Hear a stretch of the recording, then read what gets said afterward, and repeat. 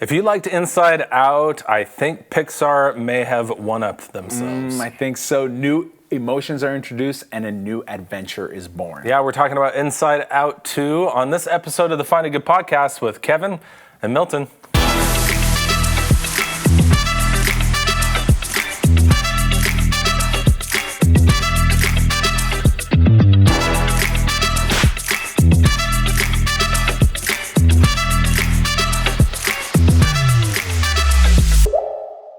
Welcome back to the Finding Good podcast. Kevin here, Milton here. We're going to have some fun talking about this movie, Inside Out 2. I mean, you and I have talked, we loved this movie. 100%. Probably one of my favorite movies I've seen in the past year. And I think I've said that a couple times this year, but this one just kind of elevates it. I went into it thinking like, I saw the first one. It was okay. Yeah. But this one just went to new levels and new depths, and it was just so good. We are going to fully talk about the movie. Yeah, spoilers coming. If you don't want any spoilers, you probably know them already, but I would think so. It is, at the time of recording this, the highest grossing animated movie of all time, which is pretty incredible. So I think there's so much to talk about. This one's extra special for me because when I saw it, I was traveling. Okay. I was in Kuala Lumpur, Malaysia. Whoa. Yeah. Okay.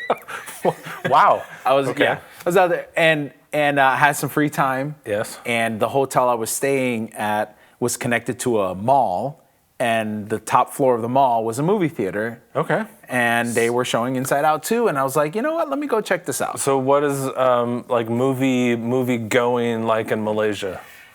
It's pretty interesting. Pretty much everything is done electronically. So you go to this machine and you tap your phone and you pay for your tickets. And they had this great thing where you can mix your popcorn. So you could do caramel and butter popcorn together. Together? Yeah, in one thing. U.S., catch up. Yeah, you know, how are we not doing this? I'm U.S. all the way. Okay, USA, USA. Right, yeah. But I'll have to say, the movie game in Malaysia was pretty good. Okay. Then you go up and you show your ticket and they bring you everything. Coke or Pepsi? Oh, Coke. Okay. Come on, stop it. What are you talking about? You offend me. Pepsi Zero, Coke Zero. I know, but it's not the same. No, it's not. Give me a Coke Zero, 100% at a time. Yes. Okay, but here's something that was on the menu that I had never seen before, and I had to get it because I'm like, I'm in Malaysia. What am I going to do? All right.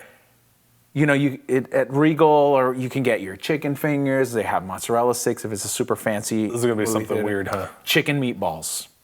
Yeah, that's pretty weird. Chicken meatballs. Yeah, chicken meatballs. So just like chicken, but they're like in balls. I think that's the definition of a chicken meatball, Kevin. Yes, chicken meatballs. And they were delicious, spicy, Were good. like fried? Do they come with sauce? I didn't ask how they were prepared. Yeah, I mean, whatever sauce you want. Were they deep fried? They weren't breaded. Okay, so it wasn't like a chicken nugget. It wasn't a chicken nugget. It was a chicken meatball. That's really weird, though, for a movie theater.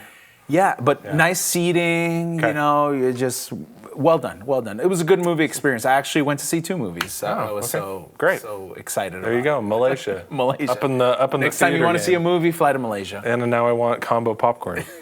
Yeah, that's great. Sure. Well, Inside Out was really good, and like I said, absolutely. I wanted to literally go watch it again immediately. Yeah. It was so funny. I laughed so hard. And there were just so many great lines as they really talked about just this deeper emotional level. As Riley, the main character, kind of went into puberty and went into teenhood, and all these new emotions kind of started appearing. Yeah. Now, before we jump into the new emotions, the first Inside Out introduced us to, like, I guess you would call it the basic emotions that we all have, pretty dominant from childhood up until puberty: joy, fear, sadness, anger, and disgust. Like those are those 5. Are any of those dominant emotions for you? Like the one that kind of controls your life? Like now, or what do you want to confess today? As a kid. Well, I don't know. I have seen anger be a thing. Okay, throughout my entire life, and I got to say, in this movie, I related I related so much with everything that was frustrating anger. Got it. So it was anger for me. What about you? Fear. I not so much like the cowering fear, like I'm in the corner, I'm afraid I'm gonna die kind of fear, but just kind of that fear that I'm not good enough, or I'm not gonna be able to provide enough for my family, or I'm not delivering at work, like that kind of fear that I'm gonna let people down, those kinds of. That's adult Milton. That's adult Milton. What about kid Milton? Do you remember? Can you go back and think? I was pretty fearless. It probably anger too, like just frustration with just people. I was very competitive, like played a lot of sports, and anger fueled a lot of that. I wanted. But joy was present too. Oh, absolutely. Yeah. I mean, I can think. What's kind of your childhood memory that's rooted in joy? Oh man, our family was very close knit, and we had a lot of us. Yeah. Like I had 4 uncles come from South America and immigrated, so we had that big family. My grandparents, and it was just. Like, to me, the most joyous occasions were summertime, Sunday mornings at my uncle's house where my grandpa is in the back barbecuing, and we're all like playing volleyball or just hanging out, watching sports on TV and eating together and just creating beautiful memories, laughing at each other, playing jokes at each other, playing games. Sure. Yeah. Every time I think of that, warmth just fills my heart. Yeah. Mine has taken the G.I. Joes and the He-Mans. Oh, yeah. And going out to the garden and digging all these trenches and just playing and then turning the hose on, and I created rivers and dams and a whole world. Dude. Yeah. But then it was very followed up by like fear, because my mom would come out and like, what did you do to my flower bed?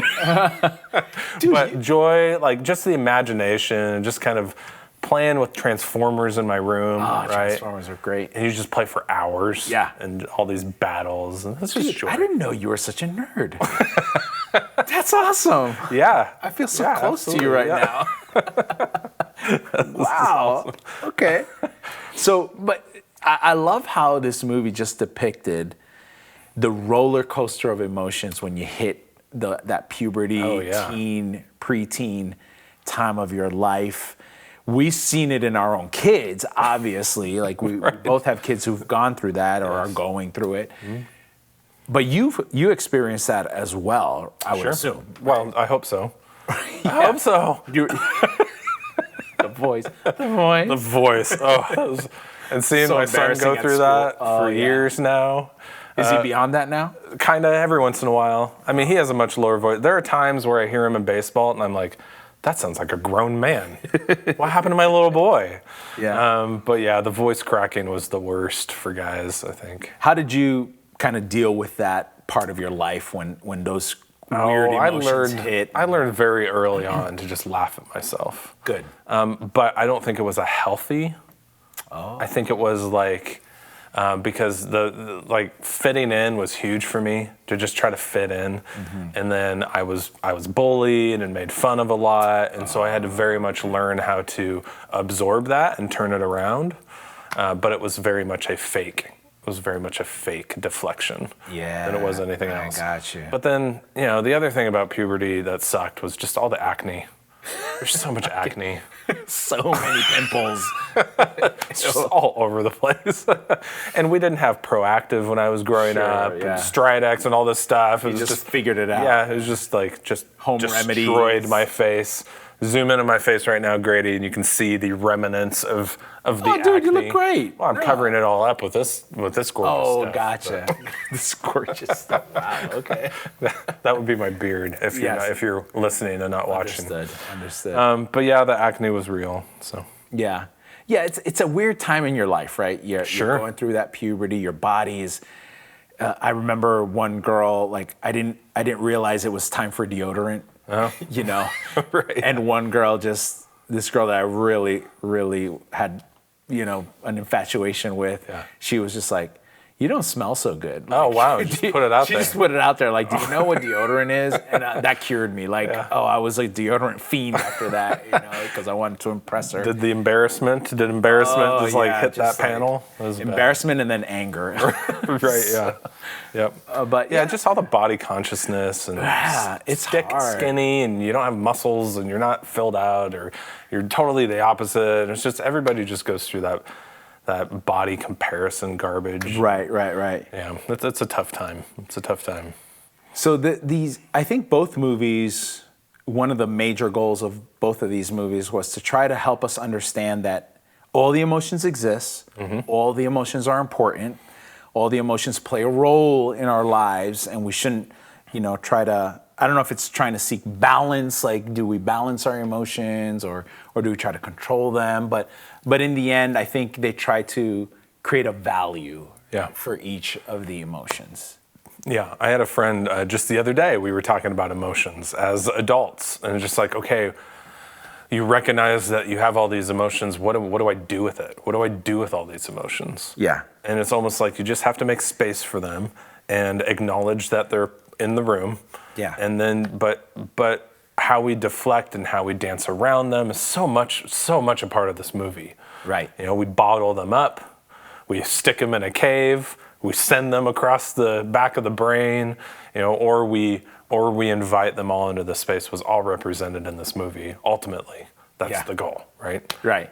And how we, to counteract one emotion, we allow another emotion to, and I love those scenes where, like, joy, there's a moment where anxiety is afraid because they're going to meet new people. Right. And then embarrassment is like, okay, we got to play it cool because we don't want to get embarrassed. And joy is like, oh, let's meet some new friends, and, presses the button and now creates this really awkward moment, which I think everyone who's going to watch this movie is going to remember, oh, I remember when that happened to me. Oh, yeah. I did that and I looked stupid in that moment. Yes. And that's kind of how it is, right? The emotions kind of like fight each other.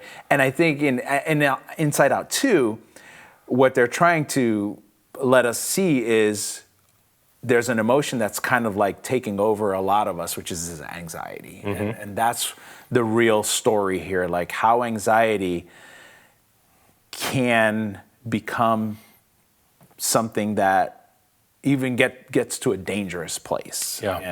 And I don't know how much you've encountered anxiety. We've done a podcast with Peabod where he's talked about his battle with anxiety over the past few years. So it's a real thing, and a lot of people are struggling with it right now. I think because any kind of stat that you go look at, anxiety is just through the roof, especially in our younger generations.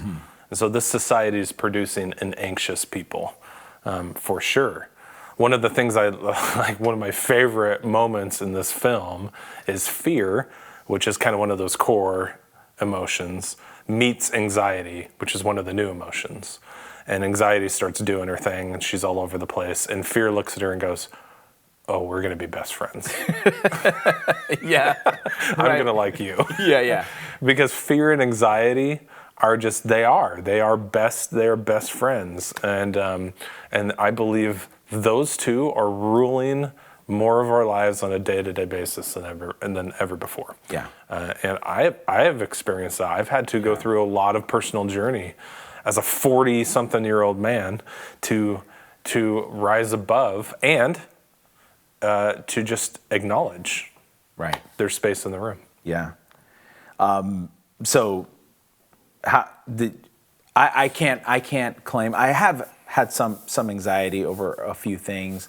I remember in school there was a moment where I was really struggling and I wasn't sure if I was going to be able to accomplish my studies, and that was some times of anxiety that I had to find some very practical ways of just kind of figuring out how I was going to deliver what I had to do, leaning on family, right, to support me and help me. Because I have found that anytime I've had that nervous anxiety, that I needed to be humble and ask for the help that I need, because most of my anxiety comes from me trying to do things by myself on my own. Sure. And then realizing, oh shoot, I can't. Right. Yeah. And then that's when the anxiety happens. the times you've experienced it, how do you experience anxiety? Almost identical to this film. That's why I thought it was so brilliant, because really anxiety's role, she comes later in the picture. So she is not a core. She is not core to Riley, who is the main character. She's not a core belief structure. Mm-hmm. And I thought that is so brilliant, because she's really coming in to redefine the person. This person who you were isn't working for you anymore, because of these future scenarios that we're creating. So now we have to create a new you so that we avoid all these scary things that haven't happened yet. And I think that's what anxiety does. It's future fortune telling. It is built on fear of the past being recreated in the future. And because those situations were so hard, we want to avoid that. And so we have to create this whole new persona internally so that we don't go for there. And in comes anxiety to do that for us. It's a brilliant way, I thought, of really depicting this whole structure of how our environment changes our beliefs, which create emotions, which then create actions to help us encounter that differently. It's interesting you put that. Now that you're saying that, I'm realizing I do some of this, and mostly around interpersonal relationships. Okay. So somebody does something, and I realize that there needs to be a conversation. Somebody hurts my feelings or makes a decision that was the wrong one in my estimation or whatever, and now I have to sit down and say like, hey. And I always, there hasn't been one time that I haven't done this. Think about and predict what the conversation is going to be and what the reaction is going to be. And usually I'm predicting the worst case scenario. Sure. Okay? Right. And then I start feeling anxious about it. Yep. Now, it doesn't stop me from doing it, but I'm already going in with some dread. And I'm getting better at realizing, okay, what you're imagining, because I can't stop imagining the worst case scenario, but what I'm learning is never has the worst case scenario happened. So realizing that I'm not a good fortune teller. I'm not a prophet. I don't know how this is going to go. And probably the way I think it's going to go is not how it's going to go. So just go in. It's fine. And that helps the anxiety be a little bit less each time. But yeah, you're right. This is exactly, I do the future telling a lot. Do you ever take people to court in your mind? What does that mean? You know what I mean? So that means it's another way of doing this. It's another way of kind of going through. It's taking a conversation and you're the judge now. And so you're put in that scenario either in the past or maybe even a scenario that hasn't happened yet, and you're taking them to court. And so it's more of a interpersonal way of anxiety than a situational anxiety. And I'm guilty of this so much, is that because when you're your own judge, you always win that. Oh, sure. You always win that battle. And the other person is just like, they get guilty. a 40-year sentence, guilty across the board, no question. Yeah, exactly. A 15-minute jury, you know. So you're taking people to court, and by doing that, you are creating future scenarios that don't exist, which then just is a lot of this anxiety. Yeah, and you know, it's amazing how we find so many of the answers to these issues in the Bible. You know, you and I are both believers, and Jesus was very clear. He's like, stop doing that. Like, don't worry about tomorrow. I roll my eyes. A lot of this stuff is like, oh, I hate that. You know, but this one, I feel it's. You actually do hate this one. Well, abusive is not the right word, but it feels massively unfair.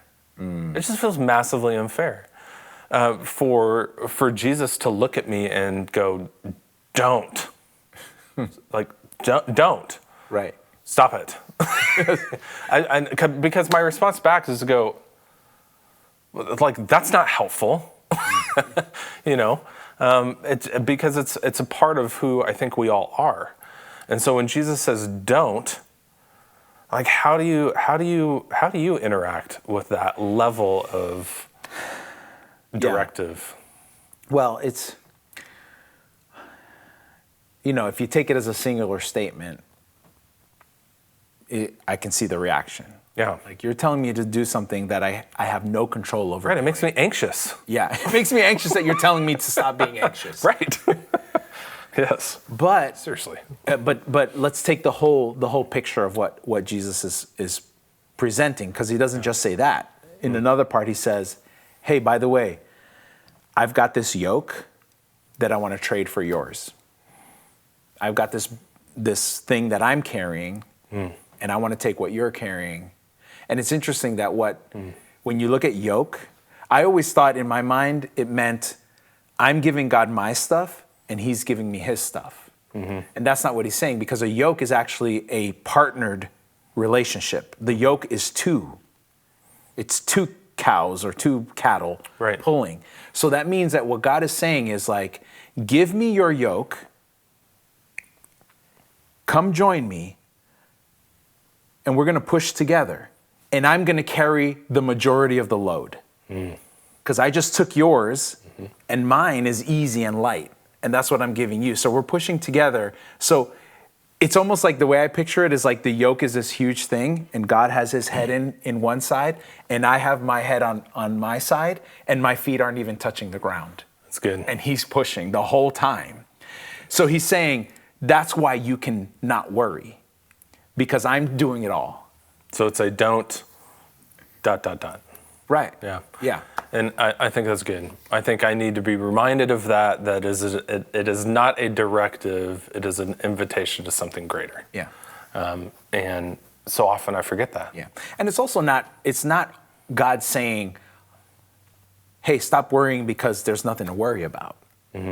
because Jesus was very clear. Jesus was like, hey, you're going to follow me. People are going to hate you. They're going to persecute you. They're going to treat you badly. You may even have to give up your life someday. Like, he's not saying, like, God is not gaslighting us. Right. right. God's like, I get it. It's hard. Yeah. But don't forget, I got you. Yeah. I got you. And I think the times where I've been the most anxious is when, again, I take it back to what I said before. It's me trying to do the thing instead of saying to God, like, oh, yeah, you're here. I forgot. Like, you want to do some of this or all of it? Like, can I just give this to you? And I just keep taking more responsibility of my life, when God is saying, I want to take some.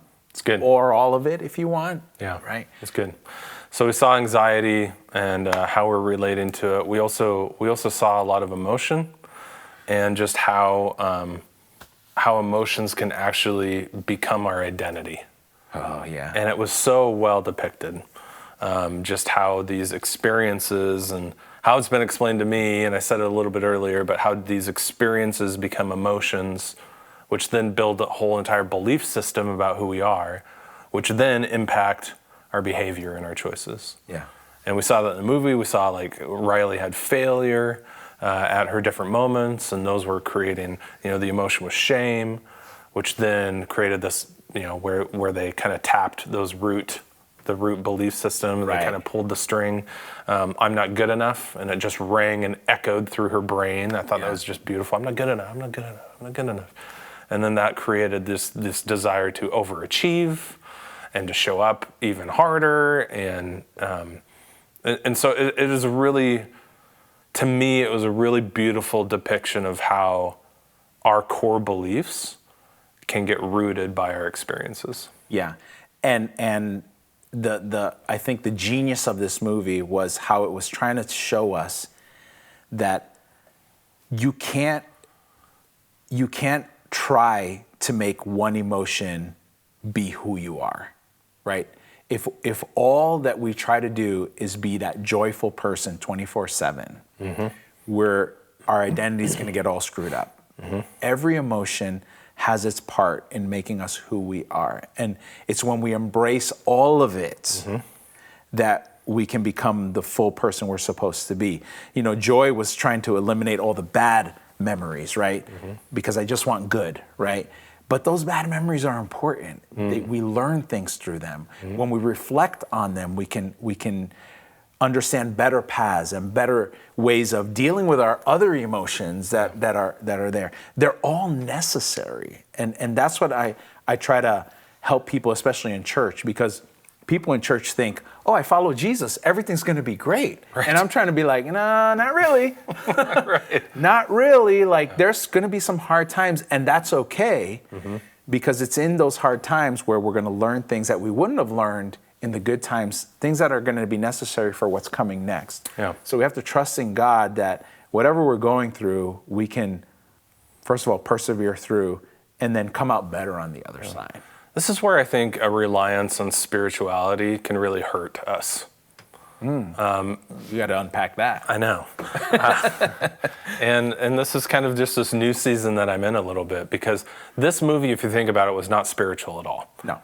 There was no overtone or things that they were trying to say. Not overtly, for sure. And I'm okay with that. Not only because that's not the intent. I believe in God's design, and God designed our bodies and our minds to work a specific way. So when we just go all in on spiritual, and we just go all in on these buzzwords, and God will fix everything, and God will work everything out, I believe we are ignoring the true creation that He has made us to be.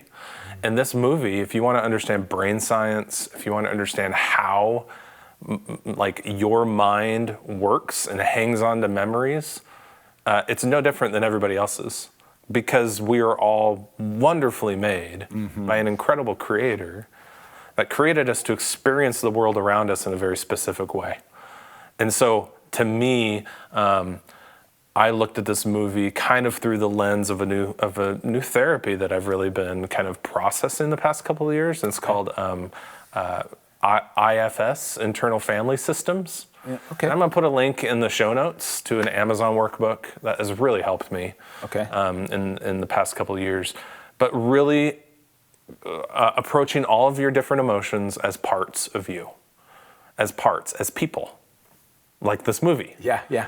That protect each other, that kind of help each other, that work against each other, and to learn how to navigate and talk to all of your different parts. It's incredibly healing, and it's new. Like it's newer in the past 30 years or so, as we've learned more about our brains and about how we process trauma and experiences and good things. It's incredible. Yeah. So I'll put a link in the show notes on this, and you can check that out. This movie triggered something in me that I really want to share with you, Kevin. As a pastor, one of the greatest criticisms of church, religion, even God Himself, is the struggle that people have with the aspects of God that are not loving, that you find in Scripture. Sometimes you see God like destroying people. If you just read it as is, right? The flood, smiting, earth opening up, swallowing people, that kind of stuff. And we've always tried to explain that away, like this was God's response to sin, and it was cancer, and He had to describe whatever interesting narrative spin we can put on it. After I saw this movie, I started thinking about it. I think, and I'm kind of developing this as I'm talking to you, because I haven't been able to put it so well into words yet, but I'm going to give it a try right now. Yeah.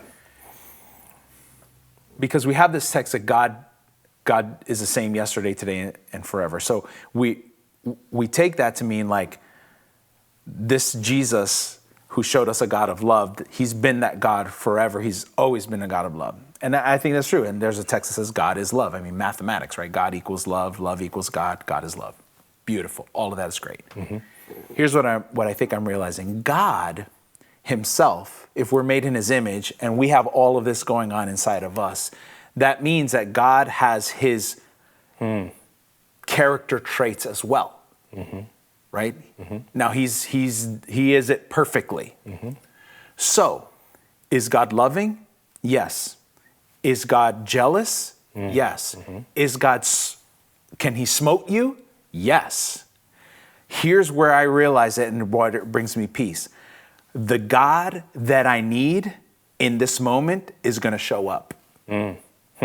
So if I need the smiting God, that's the God that's going to be there, right? Yeah. God knows what he needs to do in every situation, just like depending on where we are and what we're facing, the right emotion will come, right? Sure. And will do what it needs to do so that we can do what we need to do.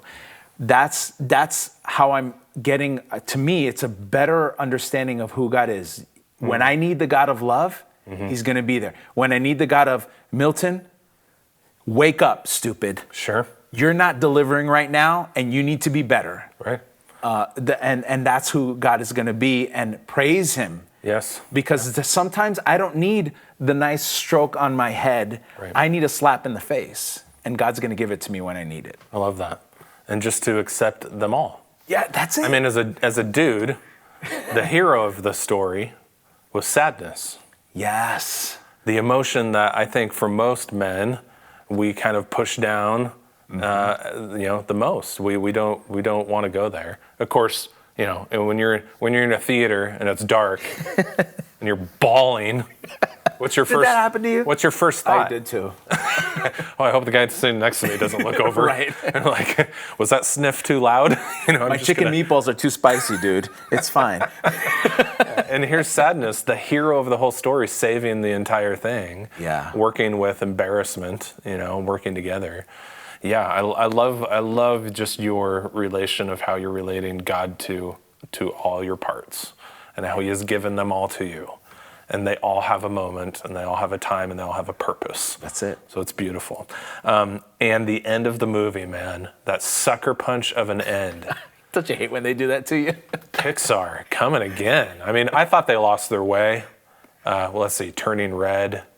What was the other? What was the Buzz Lightyear? I mean, they had one more too. I thought they were like done, and then this one, they're like, oh no, they're back. They're back. That gut punch at the end, where just Riley and the anxiety is like taking over, and just swirling around, and it's a swirling tornado, and Joy is able to come in and touch anxiety's hand and go, just let her go, like it's gonna be okay, let her go, and she does. And then all the emotions, all of them, for the first time, come together and just start hugging Riley's self, her true self. Yeah. I was just like, wow. Like, what a beautiful depiction of just serenity and peace that I know we are all after. Yeah. That moment where you can just hug yourself, hug all of your parts, and say, it's okay. And I see you and I love you.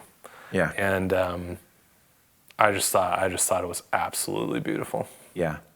And the beauty of it is you can do that without fixing one thing about yourself. Yes. Yeah. Yeah. You can just look in the mirror and say, I'm an amazing creation of God. Yeah. And I don't have it all together, and that's okay. Yeah. And that's where Riley realized, she's like, okay, yeah, my friends are gone. My friends are leaving. I'm in a new place. I'm not sure what I'm doing. I screwed a bunch of stuff up, but I still have love. I still have peace, and I still have hope for the future. That's a great feeling. And I go back to being a dad. I want that for my kids so bad, and I want them to experience that, and I want them to see this movie. It is really good.